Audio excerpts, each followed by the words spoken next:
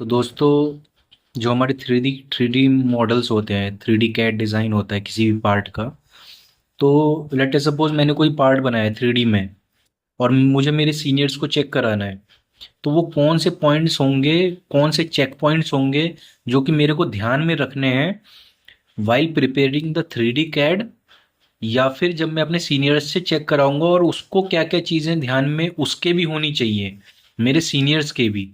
तो वो मैंने 10 पॉइंट्स, बहुत मेजर 10 पॉइंट्स नोट डाउन किए हुए हैं, और वो मैं आपसे डिस्कस करूंगा कि वो 10 पॉइंट्स कौन कौन से हैं जब मैं थ्री डी कैड कोई बनाऊंगा। और वो मैं जब फाइनल कर लूंगा किसी मैकेनिज्म का, लेटे सपोज किसी मैकेनिज्म में 10 पार्ट्स लग रहे हैं, और उसके मुझे कोई एक पार्ट मैंने फाइनल कर लिया है और वो मुझे चेक कराना है, ठीक है।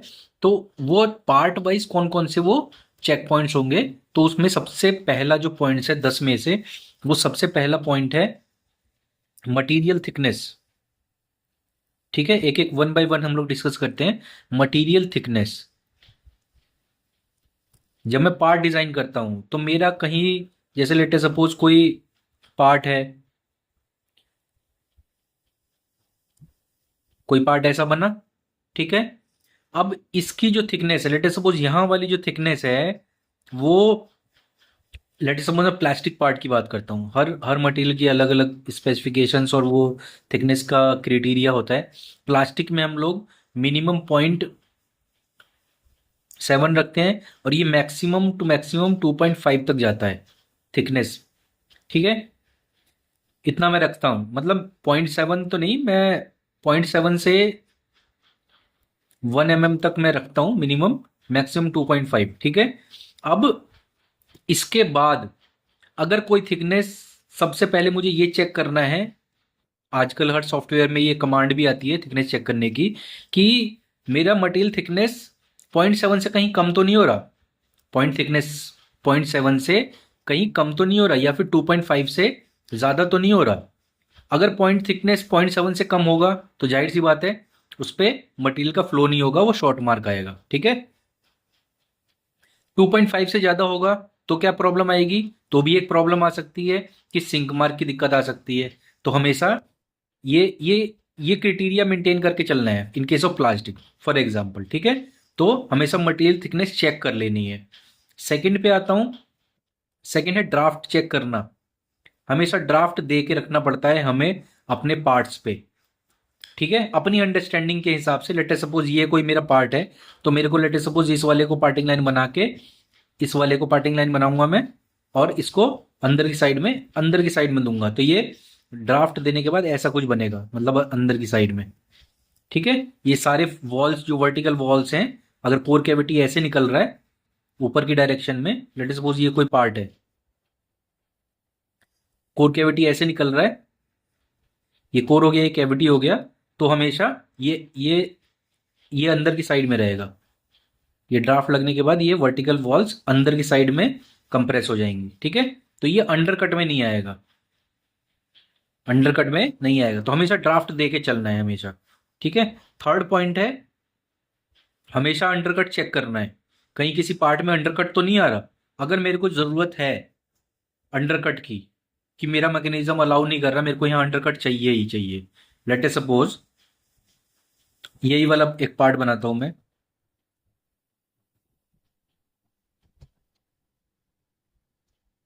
ये बनाया, और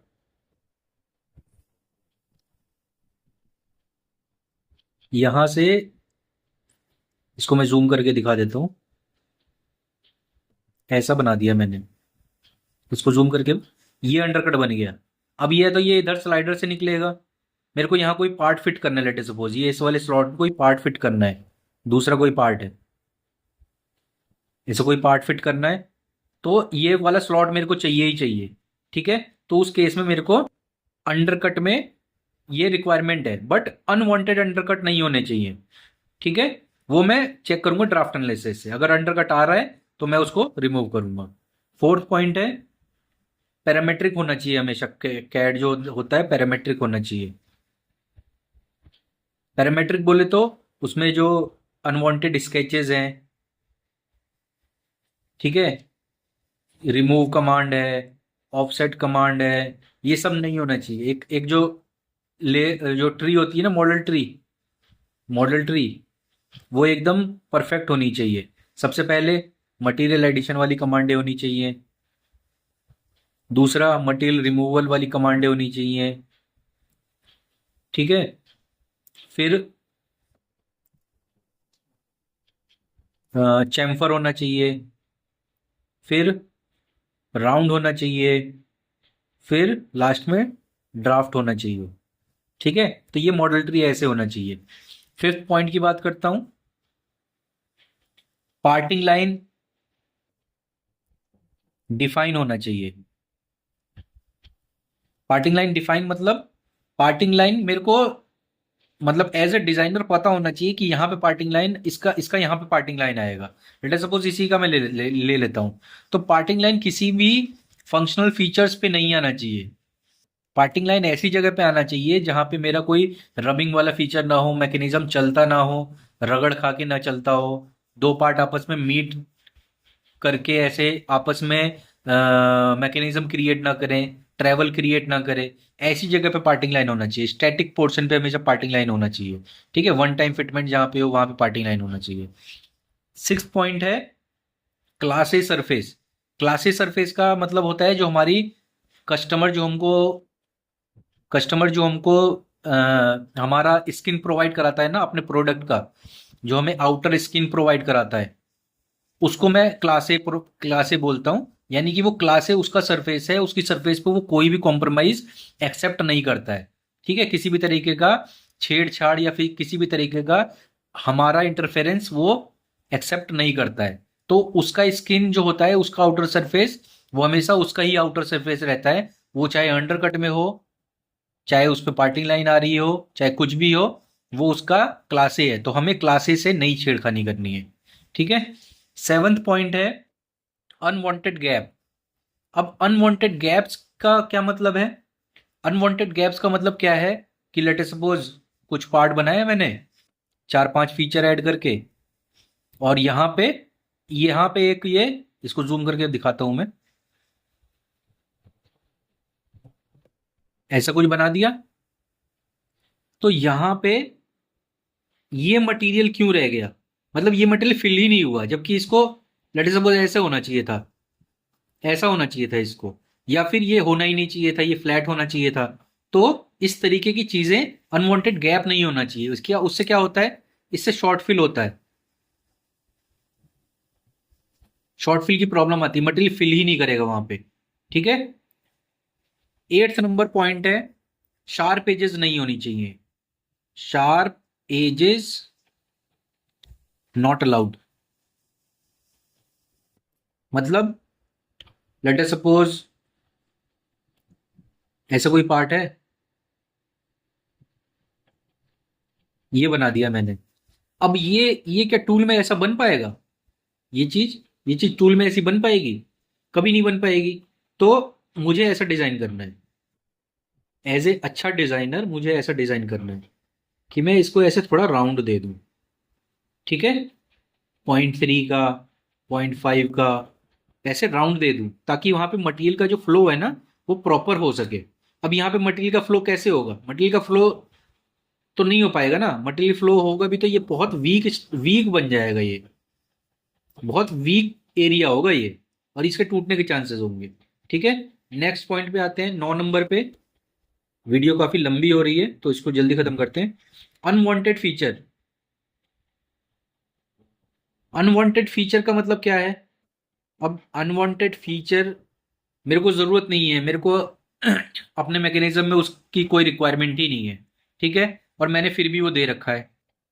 वो मॉडल ट्री में कुछ कुछ बनता आ गया, लास्ट में वो डिलीट हुआ, मतलब कुछ कुछ फीचर डिलीट हुआ, बट वो वाला फीचर जो मुझे चाहिए नहीं था वो रह गया। ये मुझे डिलीट करना था बट ये रह गया किसी भी केस से। जब मैंने इसको ट्री को सही किया, पैरामीट्रिक किया, तो ये वाला रह गया। तो वो अनवांटेड फीचर है, उसकी मेरे को कोई जरूरत नहीं है। ठीक है, तो ये नहीं होना चाहिए। 10th पॉइंट है जो मिनिमम टूल जो एक्सिस है वो होना चाहिए हमेशा। मिनिमम टूल मतलब कि मेरा कम से कम स्लाइडर चले, मैं ऐसा पार्ट बनाऊं कम से कम स्लाइडर चले, कम से कम लिफ्टर चले।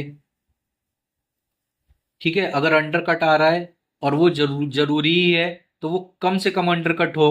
इतना इतना अंडर कट, मतलब ऐसा अंडर कट हो कि वो इजिली निकल जाए। ठीक है। पार्टिंग लाइन डिफाइंड हो। ठीक है। और गेट की पोजीशन पता होने चाहिए मेरे को, मतलब मुझे, कि मैं कहाँ, और मैं अपनी ड्राइंग में उसको मेंशन भी करूंगा कि गेट की पोजीशन। कैविटी मार्क पता होना चाहिए मेरे को, मुझे कहाँ देना है एज ए डिजाइनर। ठीक है, कैविटी मार्क का भी पता होना चाहिए। जो मटेरियल की मार्किंग है उसको भी पता होना चाहिए मेरे को, मटेरियल की मार्किंग कहाँ प्रोवाइड करवाऊंगा मैं, वो टूल टूल जो डेवलप करेगा वो कहाँ बनाएगा। ठीक है। तो वो ये सारी चीजें जो हैं, ये सारी चीजें मेरे को 10 मैंने ऐसे पॉइंट्स डिस्कस किए हैं जो 3D कैड में मस्ट है कि वो वाइल चेकिंग, ड्यूरिंग चेकिंग वो चीजें चेक होंगी ही होंगी। ठीक है।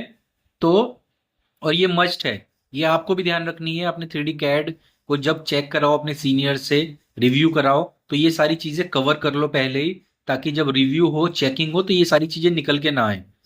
ठीक है। और ये हमेशा याद रखना, मॉडल ट्री इसी तरीके से होना चाहिए। ठीक है। चैम्फर और राउंड हमेशा बाद में आते हैं। ठीक है। तो हमेशा ये याद रखना, कभी कभी ड्राफ्ट भी हम लोग ऊपर दे देते हैं, ड्राफ्ट भी चैम्फर वगैरह के बाद देते हैं, ये मटेरियल रिमूवर के बाद देते हैं। ठीक है। क्योंकि कभी कभी क्या होता है, ड्राफ्ट लगता नहीं है राउंड और चैम्फर की वजह से, तो ये चीजें भी ध्यान रखना। ठीक है। जो पॉसिबल हो वैसे करना, बट ये स्ट्रक्चर यही रहता है। तो हम लोगों ने आज 10 पॉइंट्स डिस्कस किए हैं। आगे और भी पॉइंट्स होंगे तो कुछ और भी पॉइंट्स मैं ढूंढ के निकालूंगा, और भी पॉइंट्स हम लोग मेंशन करेंगे, उसको डिस्कस करेंगे। तो वीडियो इंफॉर्मेटिव लगी हो, और मैं चाहता हूँ इसका स्क्रीनशॉट लो ताकि आप लोगों को ध्यान में रहे हमेशा। तो वीडियो पसंद आई हो, इंफॉर्मेटिव लगी हो, तो आप लोग पसंद कीजिए, शेयर कीजिए, सब्सक्राइब करिए, और जुड़े जुड़े जुड़े रहिए हम लोगों के साथ, मेरे साथ, ताकि और भी अच्छी अच्छी वीडियोस इंडस्ट्रीज से रिलेटेड हम लोग और भी अच्छी अच्छी वीडियोस बनाते रहें। और काफ़ी लेंदी हो गई ये वीडियो, तो मिलते हैं नेक्स्ट वीडियो में और भी इंटरेस्टिंग टॉपिक्स के साथ इंडस्ट्री से रिलेटेड। तो तब तक के लिए keep designing and goodbye, thank you.